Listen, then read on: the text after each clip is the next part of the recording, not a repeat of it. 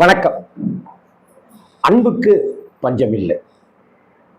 மானாமதுரையில் ஒரு டீச்சர் அவங்க கல்யாணத்துக்கு பிறகு படிக்க ஆரம்பித்ததையும், அதற்கப்புறமா ஒவ்வொரு படிப்பாக படித்து அவங்க வளர்ந்துக்கிட்டே இருக்கிற சமயத்தில் கணவர் இறந்ததையும் சொல்லியிருந்ததுக்கு நிறைய பேர் உங்களுடைய சந்தோஷத்தை தெரிவிச்சிருந்தீங்க. கணவன் இறந்த பிற்பாடு ஜெயித்த ஒரு பெண்ணுடைய கதைங்கிறது பெரிய விஷயம். இதே போல் எனக்கு தெரிந்து கல்யாணம் ஆகாமலேயே ஒருத்தர் வாழ்ந்த கதையை தான், வாழ்ந்த வாழ்க்கையை தான் உங்கள்கிட்ட சொல்லணும். என்னுடைய ஃப்ரெண்டு விஜய் தேவராஜ் அப்படின்னு நண்பன் ஒருத்தன். என்னை விட வயசு அவனுக்கு ரொம்ப கம்மி. எனக்கும் அவனுக்குமான வயசு வித்தியாசங்கிறது ஜாஸ்தி தான். ரொம்ப ஆள் குள்ளமாக இருப்பான். அதனால் நாங்கள் எங்களுடைய நட்பு வட்டாரத்தில் சுல்லாம் அப்படின்னு தான். அவனுடைய தாய் மாமா வந்து அண்ணன் தம்பி 2 பேர், ஒரு தங்கை. அந்த தங்கை தான் விஜய் தேவராஜோட அம்மா. அதனாலேயே அந்த 2 அண்ணன்களுக்கும் தங்கச்சி மேலே ரொம்ப பிரியம் ஜாஸ்தி, பாசம் ஜாஸ்தி. அதே போல் தங்கச்சியினுடைய குடும்பத்தார் மேலே அவங்களுக்கு ஒரு அரவணைப்புங்கிறது தொடர்ந்து இருந்துக்கிட்டே இருந்துச்சு. அது மட்டும் இல்லாமல் விஜய் தேவராஜ் செய்கிற செயல்களை கண்டிக்கவும் அவங்க தயங்க மாட்டாங்க. விஜய் தேவராஜ் வந்து என் ஃப்ரெண்டு, அவனுக்கு வந்து 24 விரல்கள் உண்டு. ஒரு கையில் 6 விரல், இன்னொரு கையில் 6 விரல், காலில் 6 விரல், இன்னொரு கால்லையும் 6 விரல், அப்படின்னு மொத்தம் 24 விரல். எங்கள் அம்மா வந்து அவனை 24 அப்படின்னு தான் கூப்பிடுவாங்க. அவன் வந்து அவங்க அப்பாவுக்கு பயப்படுறானோ இல்லையோ, அவங்க அம்மாவுக்கு பயப்படுறானோ இல்லையோ, அவங்க மாமாக்களுக்கு அவன் அப்படி பயந்துட்டு இருந்தான். எங்கேயாவது ரோட்டில் உட்காந்து பேசிகிட்டு இருக்கும்போது அவங்க மாமா வராங்க அங்கே சைக்கிளில் அப்படின்னாக்கா தெரிச்சு ஓடிடுவான் வீட்டுக்கு. அவங்க மாமா வந்து 2 பேரும் சைக்கிள் வச்சுருந்தாங்க. ஆளுக்கு ஒரு சைக்கிளில் தான் அவங்க வருவாங்க. அவர் ஒரு சைக்கிள், தம்பி அண்ணா ஒரு சைக்கிள், தம்பி ஒரு சைக்கிள் அப்படின்னு வருவாங்க. என்னமோ தெரியல, காலங்கள் கடக்க அவங்க வந்து திருமணத்தின் மேலே அவங்களுக்கு விருப்பம் இல்லாமல், அல்லது அந்த திருமண வயது தாண்டிடுச்சு, இனிமேல் என்னத்த அப்படின்னு சொல்லி தன்னுடைய மனசில் இருக்கிற ஆசைகள் எல்லாத்தையும் அன்பாக உறவுகள் மேலே பொழிய ஆரம்பிச்சிட்டாங்க.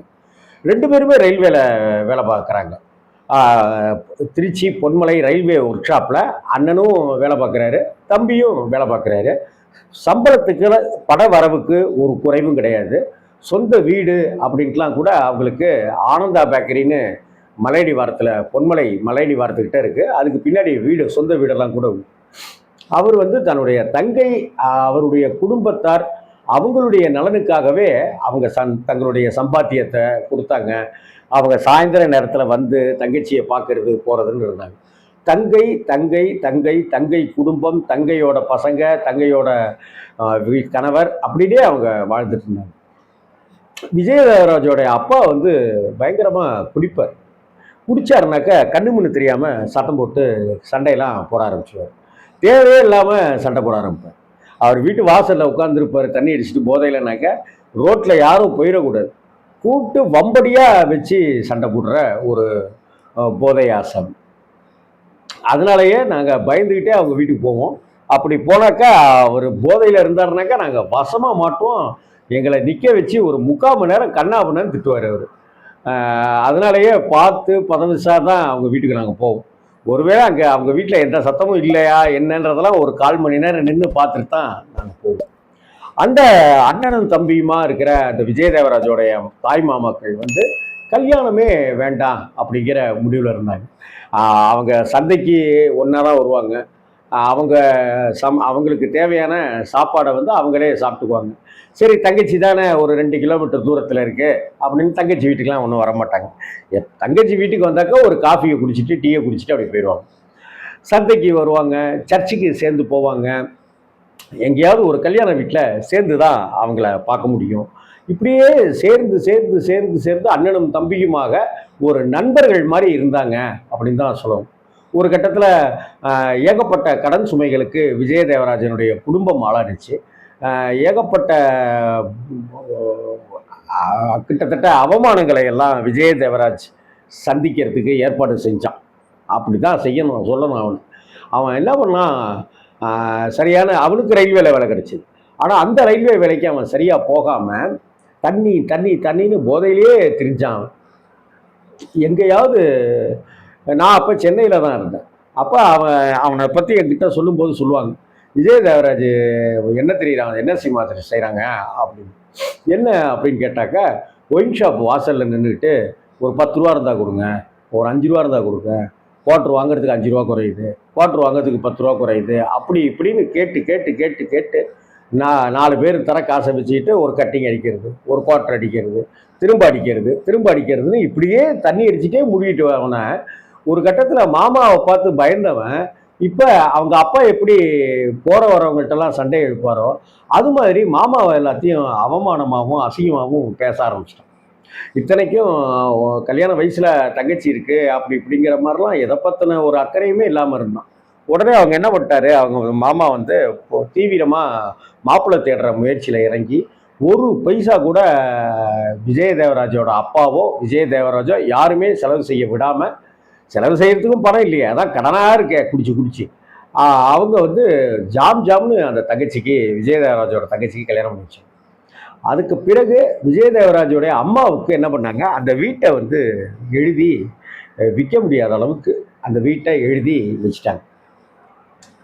இப்படியே காலம் கடந்து ஒரு நாள் தான் தான் கல்யாணம் பண்ணிக்கல, தான் தங்கச்சியாவது நிம்மதியாக இருக்கும் அப்படின்னு பார்த்து பார்த்து பார்த்து பார்த்து எல்லாமே செஞ்சாலும் கூட புருஷனாலேயும் தங்கச்சிக்கு நிம்மதி இல்லை, பையனாலேயும் நிம்மதி இல்லை அப்படின்னு தவிச்சு போனவங்க மனசு உடஞ்சி போய் உருக்குலைஞ்சி கொஞ்சம் கொஞ்சமாக சரியாக சாப்பிட்றதில்ல, சரியாக சர்ச்சுக்கு போகிறதில்ல, சரியாக காய்கறிகள் வாங்கிறதில்ல, சமைக்கிறதில்ல, சாப்பிட்டாலும் சமைச்சாலும் சாப்பிட்றதில்ல, இப்படியே இருந்து ஒரு கட்டத்தில் அண்ணன் ரொம்ப நொடிஞ்சு போயிட்ட சமயத்தில் அண்ணனை பார்த்து தம்பி இன்னும் வேதனையாக, தம்பியினுடைய வேதனை அண்ணனுக்கு வேதனையாக ஒரு நாள் ஹார்ட் அட்டாக்ல தம்பி இறந்து போகிறாரு.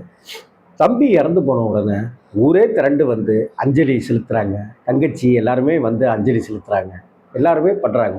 ஆனால் அப்படியே உட்காந்து பேசாமல் இருந்தவர் அண்ணன் தம்பி இறந்த 2வது நாளில் அவரும் ஹார்ட் அட்டாக் வந்து தாங்க முடியாமல் இறந்து போயிடுறார்.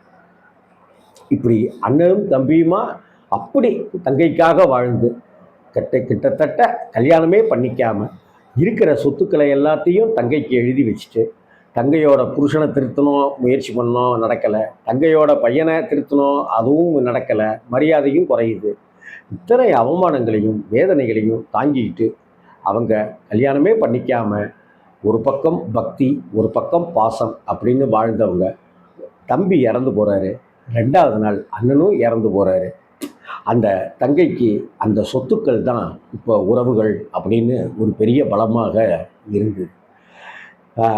எங்கள் அண்ணன் வந்து எங்கள் அண்ணன் மாதிரி இந்த உலகத்தில் கிடையாது, எங்கள் 2 அண்ணனுங்களும் எனக்கு 2 கண்ணு மாதிரி அப்படின்னு அவங்க பார்க்குறவங்கள்ட்டெல்லாம் சொல்லி ரொம்ப மனசு வேதனையோடு இதை பகிர்ந்துக்கிட்டே இருப்பாங்க. அதுக்கு முன்னாடியே அப்படி தான் சொல்லுவாங்க, எங்கள் அண்ணனுங்க மாதிரி கிடையாது, எங்கள் அண்ணனுங்க மாதிரி கிடையாது அப்படின்னு சொல்லி.